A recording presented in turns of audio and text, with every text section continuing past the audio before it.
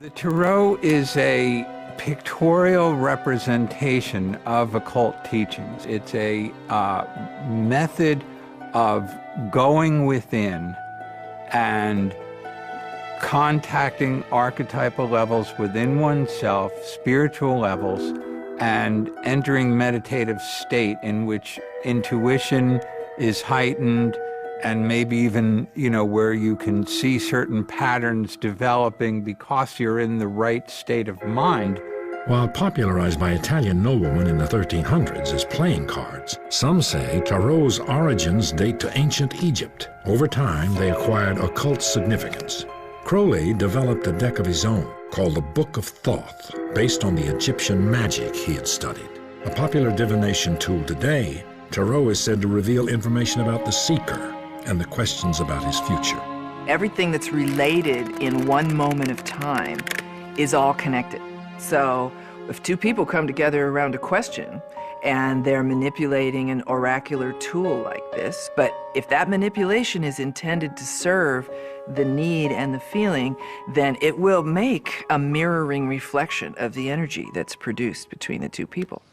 When we realize, like, people can, if they read the symbol literacy article on the Michael Tsarion website, they're going to have the facts that we are under attack. I pointed this out in my DVD program, the subversive use of symbolism, and in many talks I've done on that subject, that we are under bombardment. Our youth are under bombardment. And so the person who's deadly serious, not just trivially serious, you can't just say, oh, yeah, here's the tarot, why don't you use that? Hey, kids, do this. No, it's private. It has to be deep. The interest has to be deep. And then you will be armored enough to then maybe turn other people on to, the basics and the beginnings of symbol literacy, and then they can start their own journey. You don't dump tarot on people who are novices. It's deep. It's the book of life. It's the emerald tablets of Hermes we're talking about here, right? So, let's get real. This is heavy duty stuff. It's beautiful stuff. And the ego part of us is going to be threatened. The socialized collectivist part that you were hinting at earlier, that people just go along to get along. Yeah, well, that's a collective brain. That's the social handrails. And so when you come from that world, yeah, you're going to be a little trembly, because picking up the tarot, oh yeah, what are my friends going to think? And oh, isn't it? Haven't I heard that Aleister Crowley's the devil's own, and haven't I heard that Man Blavatsky's the devil's own, and the tarot, oh Jesus, I can't touch it. In other words, knowing nothing about it except what you've gleaned from this exoteric, crazy, mad-ass world, which is so full of crime, debauchery, and loathsome features. But now we're experts in knowing that the tarot's evil, right? What can you do with people like that, right? Yeah. But that's okay. That's just the product of little learning. It's not voodoo. It's not witchcraft. It's not evil. It's incredibly it's a therapy. It's a form of therapy. At the most primitive level, it works like any psychological test, like the Rorschach ink blot test, or the Myers-Briggs test, and many of these other tests, except that it takes the temperature of your psyche. And I go into all of this in that free video tour.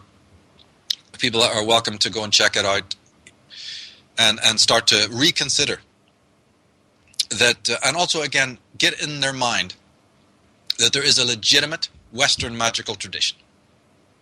That's key. It's, like I say, 30-40% of your time, by all means, work with your community and your brothers and sisters out there. But this pestilence that's been in operation for millennia has left its residue. This attack leaves wreckage behind it, and our psyche and our emotions are dirty. They're in a state of dilapidation. So we have to deal with that inner house, because if you don't, then it's the tyrant. No, what do we say? That the fist that crushes the tyrant's head becomes a tyrant in its stead. And my worry is exactly that once you remove one demonic clutch of psychopaths, you know what I mean? The trouble is, who's going to replace it? Yeah. Oh, we all know that everybody thinks, oh, well, if we could only get rid of them fellas, then we'd be fine. But history has showed us, has it not, that when you get rid of one, another one takes its place. This is so axiomatic. People even lament it. They say, how come it never changes, right? Well, it doesn't change because people are leaving consciousness at the door, And in this alternative movement, as you rightly say, it has become a focus for me. It was there from the beginning, but as time went by, it became even more and more important because too many people were leaving this side, and that you need to take up the tools to help you to strip this debris, to mend this dilapidation. It's like, and basically inoculate your psyche, inoculate yourself so that you're immune. Now, of course, there's not only one way to do it. I'm not saying that tarot is the only way to do it. I mean, you yourself are into martial arts. That's a form of meditation. That's a form of hygiene. That's a hygienic thing. Yeah. For others, it might be getting into nature or taking up a particular sport, but doing it in a mystical way. So I'm not saying it's the only way to do it, but I'm saying it is a very ancient and powerful way to do it, because in all of these other systems, unfortunately, imagery is often not involved, especially sacred imagery that is already encoded into our subconscious.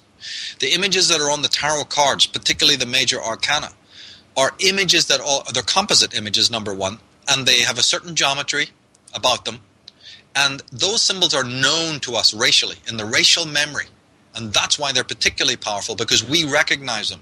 It's that whole Jungian archetype thing again, but even in a more specific way than even he imagined, because even he was working with alchemical images, which really don't have the same kind of power.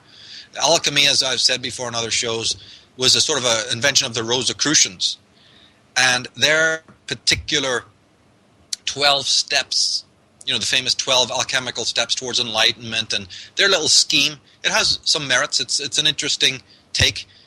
But it's not pure divination. And there's also other little problems I have with it. It's a little bit of a sort of it is esoteric to a degree, okay, let's put it that way. But it's not perfect. It's not perfect. It's an interesting study. But when one wants to get into the real mirror of the soul situation, when somebody has made self-awareness first on the list, then you're going to have to at some point get into these divination arts, including other things that one is doing, you see. Now, the problem is that in the New Age movement, there's been so many people with a booth or a stall up, ostensibly offering you some sort of a way to improve your life, and it became loaded with deceivers and charlatans and what have you. And so discernment is obviously needed. You know what I mean? Discernment is obviously needed. And I think that's a key part, because there is so much rubbish out there of an exoteric nature. So I just stress to people that if they check out my work, realize that it is esoteric. It's been honed over many, many years, decades now. And especially if they've never heard of it before, then they can join us on Facebook, for these new webinars we'll be doing starting right now, starting this month, to begin their journey into this, because it takes time.